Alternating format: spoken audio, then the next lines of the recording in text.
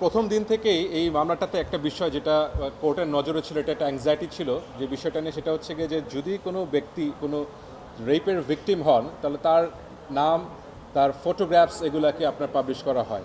তো পুরো বিষয়টা আসলে এখানেই কিন্তু বারবার জিনিসটা ঘুরে ঘুরে এখানে আসতেছে, একটা অ্যাওয়ারনেস ক্রিয়েট করা যাতে করে কোনো অবস্থাতেই যেন কোনো সিটিজেন যেন এই কাজটা না করে, কোনো রেপ ভিকটিমের নাম, তার ছবি, তার আইডেন্টিটি যেন ডিসক্লোজ না করে, কারণ তারা ভিকটিম অফ অফেন্স।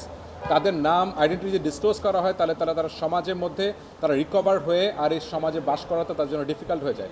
পুরা প্রয়াসটাই কোর্টের একটা জিনিস এনশিওর করা, দুইটা জিনিস মোস্টলি হচ্ছে কি, ফার্স্ট কোনো অবস্থাতে যেন আর এই ভবিষ্যতে যেন এই ধরনের অপ্রীতিকর ঘটনা যেন না ঘটে, কোনো ধরনের ধর্ষণ যেন আর কন্টিনিউ না হয়। আর দ্বিতীয়ত যদি কোনো আনফর্চুনেটলি অ্যাক্সিডেন্টলি যদি এটা হয়েও যায় তাহলে সেই পার্টিকুলার ভিকটিমের নাম আইডেন্টিটি যেন ডিসক্লোজ না করা হয়।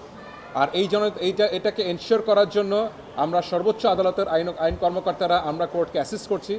আজকেও আমরা কিছু মানুষজনের নাম আমরা কোর্টের কাছে নজরে নিয়ে আসলাম, যে গভর্নমেন্ট এন্টিটি যাদেরকে মাধ্যমে এই পার্টিকুলার অর্ডারটাকে বাস্তবায়ন করা যেতে পারে। তার জন্য আমরা মিনিস্ট্রি অফ পোস্ট অ্যান্ড টেলিকমিউনিকেশনকে আমরা পার্টি করলাম, যেটা আগে ছিল না। বাংলাদেশ বিটিভি ডাইরেক্টর সাহেবকেও আমরা পার্টি করলাম, যাতে করে এটা যেন ওয়াইডলি অ্যাওয়ারনেসটা ক্রিয়েট করা হয়। আর এছাড়া কোর্ট সর্বোচ্চ প্রচেষ্টায় আছে যাতে করে যতভাবেই হোক, কারণ আমাদের যে রিট পিটিশনটা আমরা ফাইল করেছিলাম শুধুমাত্র এটা মাগুরার 8 বছরের বাচ্চাকে প্রোটেকশন এনশিওর করার জন্য না, প্রোটেকশনকে এটা ওভারঅল বাংলাদেশে যাতে অ্যাটলিস্ট এই একটা প্রসেসের মাধ্যমে যেন রেপটাকে যেন আমরা কন্ডেম করতে পারি, আর যেন এই ধরনের ধর্ষণ যেন আর না হয়, তার জন্য এইটার আন্ডারেই কিন্তু এখন আজকে আমরা বরগুনার যে বাচ্চাটা যেই অপ্রীতিকর ঘটনাটা ঘটে গেল সেটা কিন্তু আমরা এই মামলার আলোকেই কিন্তু আমরা ইনকর্পোরেট করতে পেরেছি।